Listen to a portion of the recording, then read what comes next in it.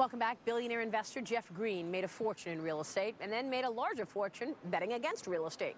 Green is credited as the first man to short subprime, netting him nearly $800 million in the process. Back in 2006, when he first identified the housing bubble, Green received investment advice from friend and fellow investor John Paulson. He eventually decided to forge his own investment strategy, becoming the first individual investor to convince Wall Street to let him trade credit default swaps. So what does the man who figured out how to cash in on subprime think about the SEC's charges against Goldman now? Joining me now with his unique perspective, a CNBC exclusive interview right now with real estate billionaire Jeff Green. Jeff, it is nice to have you on the program. Welcome.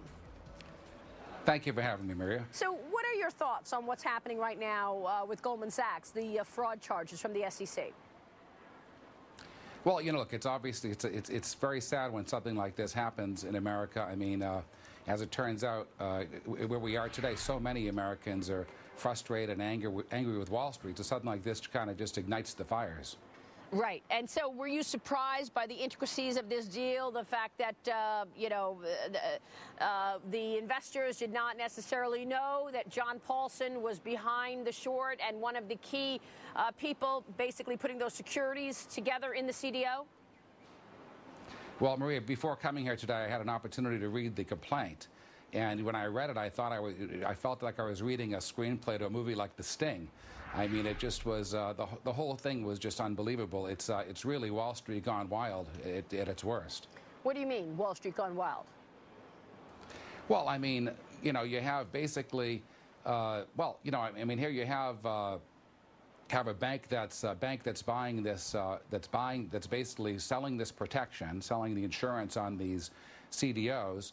And they're trying to rely on Goldman Sachs and ACA, they're the sponsor of this thing, to kind of, to validate its worth.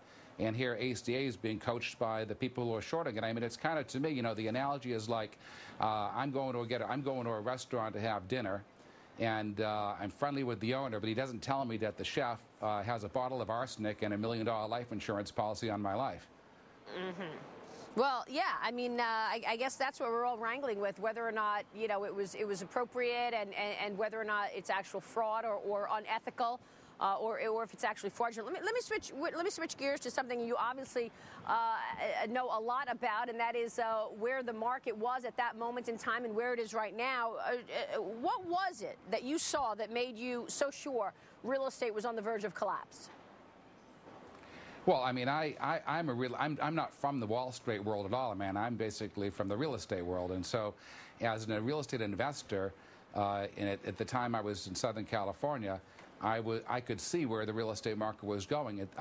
Basically, at the time I got involved in these subprime mortgage-backed securities. In California, only less than 12% of the population could afford the median priced home. The housing bubble had already formed and it was really just about to burst. Are there manias that you see today that feel like what you saw back then in 2006 and 7? You mean, are there any bubbles today that are going to burst? Yeah. I don't really see that. Exactly. No, I think right now, I mean, the good news is that people have started to take on risk again. The markets seem to be stabilized. I don't really see any bubbles forming. And of course, I'm not a global investor. I mean, everyone's heard about a bubble in, Chinese real estate. There are probably bubbles everywhere. But as far as in the mainstream U.S. economy, I don't see any bubbles forming right now. What about real estate? Do you think that it's stabilizing, or do you think there's more to fall? No, I think it's stabilizing. I think that, of course, housing is housing. When you look at housing, you have to look at every region in the country, and you have to look at every type of housing. The lowest, the least expensive housing to the most expensive housing.